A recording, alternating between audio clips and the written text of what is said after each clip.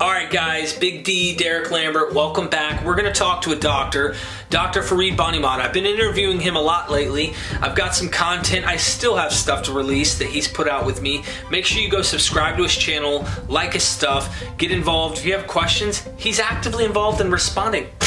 A doctor's advice, he's willing to respond to your questions. So that's amazing. You can't beat it. We're going to talk about psychedelics. We're going to talk about how they possibly might be useful for something like what we're dealing with here. Welcome back, Dr. B. Thank you for joining me, sir. And how are you? Hey, Derek. How are you? Doing great. Happy to be back. Love doing these with you. You always stimulate me and kind of get me to think and do more research and answer things correctly, but I'm doing great this morning. Yeah, Dr. B, let's get right into this one because this is a touchy one.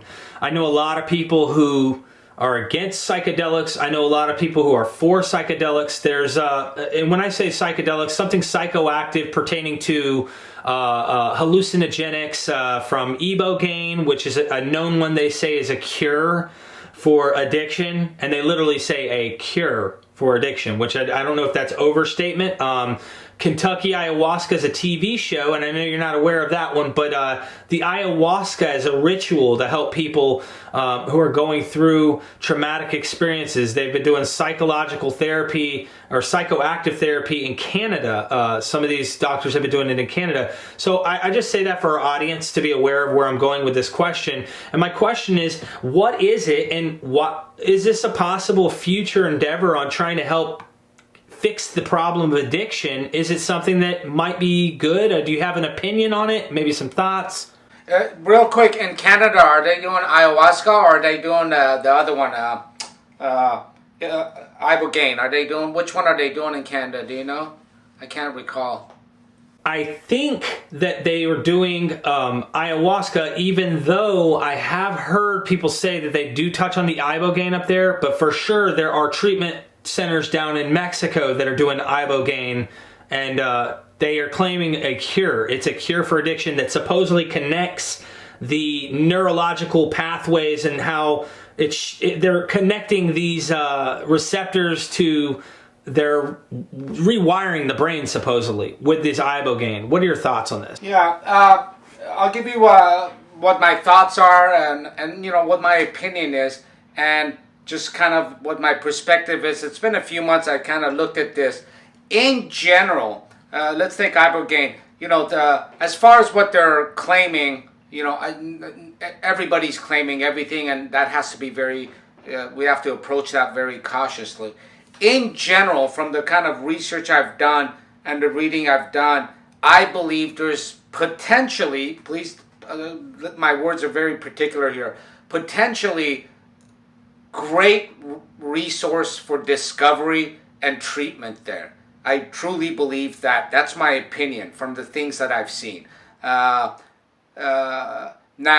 that being said, to go from that to say some clinic somewhere else in some different country has a cure, quote unquote, you know, is safe, that's a long ways from what I'm saying. I am saying this: you should bring it here, do randomized, controlled, double-blinded trials under very, very monitored and structured circumstances.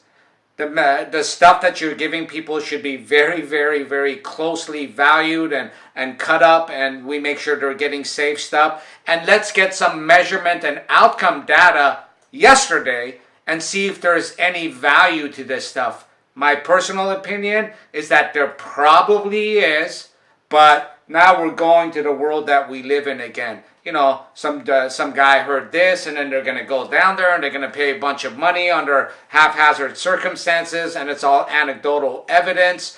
This is the problem with the way things are. Yes, I think there's great potential for not just addiction, I think a lot of different things here.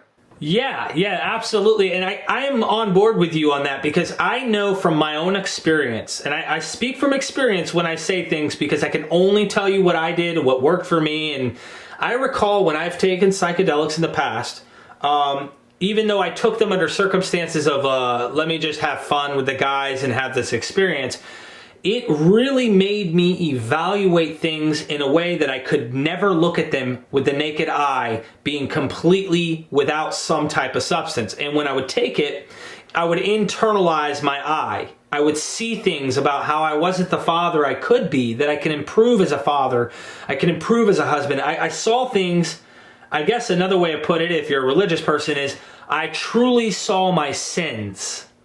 And it made me feel like there's a healing mechanism there that's potential if it's in the right set and setting, under right circumstances. And you're right, I'd like to see the evidence there scientifically over a large sum of people, randomized, so we can really get some statistics showing. But I know that Gabor Mate, Gabor Mate, yeah. Gabor Mate, yeah, he's great. Yes. Now, I butchered his name, but he said that he tried, I think Ibogaine, or it was ayahuasca, and said that there is something potentially there. But why aren't they bringing that here? I mean, they're already starting to legalize stuff, and I like the way that we're going with things. We should be grabbing a hold of this. What are your thoughts on that? I mean, don't you think that there should be some actual treatment programs that maybe try this, since they're doing it with PTSD patients in Canada, and they're seeing results that are successful for up to 6 to 8 months? A lot of these people who have PTSD, it's going into remission, and they're not depressed. In fact, they're not just doing it with PTSD. I gotta look back. I did a lot of reading on this just maybe last year. There's studies being done here in different places, and it's all government funded, which they use hallucinogens. They've done that. We have data on end of life, dealing with end-of-life issues. They even bring in couples that have been married 30, 40, 50 years, and let's say one of them is near end of life, and they both, drop some acid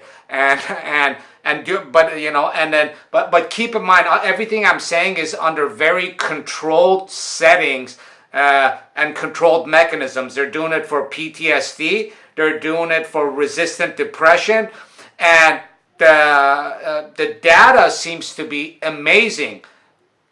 Here's one of the things, again, we need to keep in mind. I'm not advocating people go out there and start dropping acid or do mushrooms or whatever. There's something there, and we've known this for 50 years. There's something there, and I have my own opinions about why it became illegal and a scheduled drug, and you go to prison for it. But there's something there that's extremely therapeutic to the mind and the soul. And the guys that are doing it for, let's say, resistant depression, the therapists themselves have to do, when I was reading this report, the therapist has to do it themselves. Then they need to get 3 to 4 months of additional training to be able to see these patients. And then it's a very structured, regimented care that they train to do. So it's not willy-nilly. The outcomes are there. And yes, I agree with you. It should all be brought under academic and governmental supervision, and let's see what it does, and let's start using this stuff in a therapeutic sense. Why they don't do that? Well, I mean, that's my opinion. I can go on forever. My own position is, if you went through the counterculture of the 60s and 70s, look, I'm going to say this at a little bit of risk. There's 7 billion people in the world right now. I think if we got 350 million people to drop one hit of acid one time, there would probably not be any more wars, because everyone would be like, what the heck? This is insane. There would not be poverty. There would not be homelessness. That's my thought. That's my opinion, but I think if you got maybe 5% of the world's population to drop a hit of acid one time, their worldview would change so much. They would sort of stand up to everything and say, this is insane. Why am I dropping bombs on this country and sending my sons and daughters to die for this reason? That makes no sense. That's my opinion. So yes, bring it under study, supervision, and let's start treating people. I know it's a little bit controversial what I just said, but that's my position on all of that. I respect your position, and I respect that you said it boldly. I think you're probably right about that. Definitely, from my experience, it made me really reevaluate, what am I doing? And it made me feel like we're one. I notice psychedelics do that a lot. It kind of unites rather than divides. And I got a question. This is more of like an easier question pertaining to this. If they bring it to the United States, would you as a doctor look into possibly treating your patients with such a substance? Yes, if it came under a situation where, you know, it's legal, and once there's enough data, or if I had the kind of team I would have at the university where I have a whole robust team that helps me do it the right way, I would absolutely do it. Remember, everything I choose to do as a physician is I evaluate the harm, I evaluate the benefit, I look at the data that's there, then I add my clinical experience, and I try to bring laboratory to the bedside. I would absolutely do it. There should be no moral or personal biases or judgments in something like medicine. No different than a priesthood. You want, in a priesthood, you're working on their soul. In medicine, you're working on the mind and the body, and you want to figure out what the calculus is of harm and benefit and do the best thing for your patients. I don't need government oversight or policing. You know, you're supposed to be a professional that makes these decisions on your own, and you regulate yourself and you judge yourself, and you do not cross certain boundaries. And what you asked, yes, I would absolutely do if they made that possible for me. Dr. B, I love this conversation because there's so much more we could cover in this pertaining to psychedelics, and I'm sure we will in the future, pertaining to Ibogaine, ayahuasca, even like Amanita muscaria mushroom or mushroom experiences, peyote, you name it. Do you rule, and this is a little bit of a side note, but when it comes to marijuana, it's been legalized. It's no longer just medicinal purposes, but it's being used for just the public, okay? And I'm very much a fan of that because it's no more criminalization. We're decriminalizing such a thing as a plant like that is not really showing the harm that they used to claim. Hey, you smoke this and you're going to rape your neighbor. What? You know, like that's just absurd. So my question is, do you see any therapeutic value in the use of marijuana? Because it's a psychoactive, even though it's not maybe, obviously it's not a hallucinogen, so to speak, even though I have had some strange experiences when I smoked a little too much in the past, and I hadn't smoked in a long time, so my tolerance was very low, and I had a little bit of a trippy experience from it. My question is, do you think that also can be used as beneficial to helping people recover or get off of a substance? Because I've heard of people saying that. What are your thoughts about marijuana being used as maybe like a Suboxone, kratom, methadone type style treatment? Yeah, there's so much to be said here again. In particular, as a use, so, you know, let me give a more general answer. You know, that same society I told you that we just destroy and abuse everything for gain, financial gain, this is falling under the same kind of a umbrella. And remember, I told you diseases are a product of your environment, not the disease, not the thing itself. If you open up any textbook on addiction, the most addictive substance in our society, one of the most ones, is cocaine. Okay, it's highly addicting.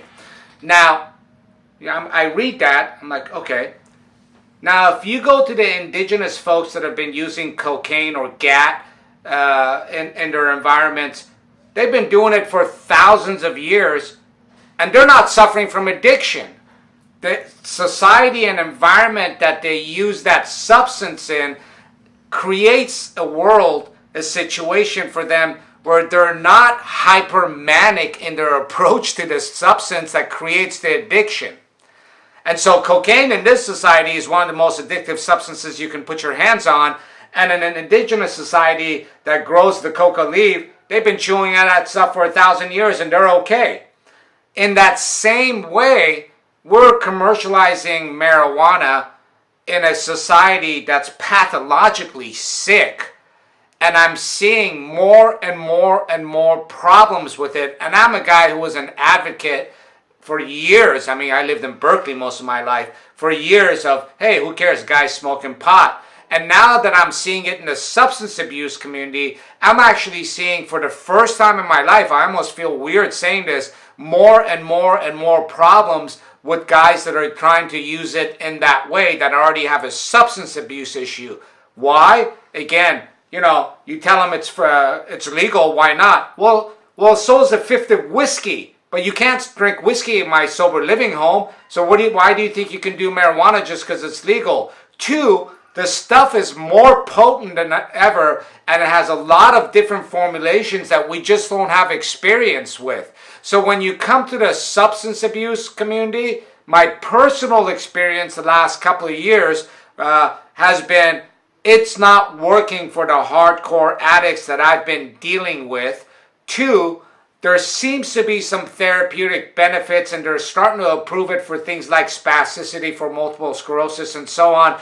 But I'm actually, in my own experience, I'm turning away from, I've never been an advocate of marijuana. I've been kind of a nihilistic about it. I've been sort of like, okay, whatever, you do it or not. But from what I've seen with this population is that it's problematic. And the verdict is still out there. But again, they're promoting it. I was seeing something on LinkedIn the other day, come to marijuana rehab for your heroin addiction. That's insanity, right? And there was like $1 million ad campaign, and another doctor put it up saying, this is insane. We're doing the same thing in a hyper-consumer, very capitalistic society that at the end of the day, the only thing that matters is if you can market it, they will believe it, sell it. Okay, let's look at marijuana. Let's look at the formulations. Not this willy-nilly, everybody can get their hands on it and sell it into oblivion. Because what I've myself seen is it's actually, as it's become more legal, I've actually changed my mind. But the marijuana is not the same marijuana as 25 years ago or 50 years ago. Absolutely. I used to smoke that what they called regular, Reggie. And, what is that? That's the regular marijuana. It's usually the Mexican... regular pot, yeah. Regular pot, and I would smoke that, and sure enough, this stuff started to get so crazy. It has colors and spirals and all this stuff. So I really appreciate your answer, Dr. B. I think we've gotten a pretty good response from you on this. I know it was first psychedelics and then psychoactive when it comes to marijuana, and I tried to do it years ago, and it's just so strong. I may have smoked a little too much, and I had a little outer body experience from it, and I was like, whoa, it scared me. So I get a little bit paranoid. It's reverse effect for some people. I guess it depends on who you are. We're all a little different on those things. So I really appreciate the response here. And I'm about trying to help people with recovery, so I don't want anyone to take this the wrong way and think that we're out here advocating the use of anything. We're actually trying to educate, if anything, and show people that there is harm. If this is not properly done, there's some harm that's involved in these things. So do you have any closing statements you'd like to make? Yeah, no, I just want to touch on the marijuana thing one more time. And I'm not advocating or saying no to anything. I just want to bring critical thinking to people's approach to these issues. I'm just saying, I personally am on the fence about this marijuana thing and the bigger picture. I want to give a couple of examples about this marijuana thing. I've had kids that we've had to discharge from the sober living home that we got clean off of heroin, and now their life wasn't moving forward, and they were just smoking pot 3-4 times a day and just sitting there, and their general depression or anxiety was getting worse and worse. And you're like, okay, you will get kicked out of the program if you keep smoking pot. And they would be like, I can't stop. I need it. This is what helps me. This is what gets me up in the morning. This is what makes me be able to do this, this, and this. And then all of a sudden it hit me. I'm like, that sounds like addiction. You're willing to give up everything in your life because you won't stop smoking pot.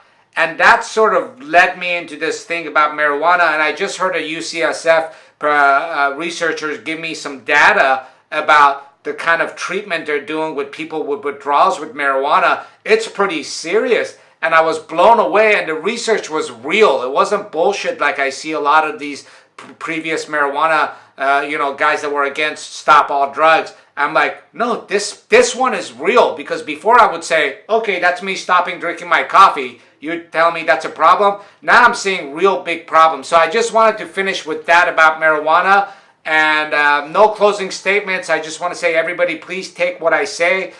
Understand there's parts of it that's my opinion. Part of it I'm trying to get the data and research to you in a very simple way where you can actually take it for yourself and think about it. And that's it. Thank you, Derek. That was another cool interview. Thank you so much. Don't forget to subscribe to my channel and Dr. Faried Banimahd, which is in the description, and we will be bringing you more material. Thanks a lot, guys, for supporting. Next time.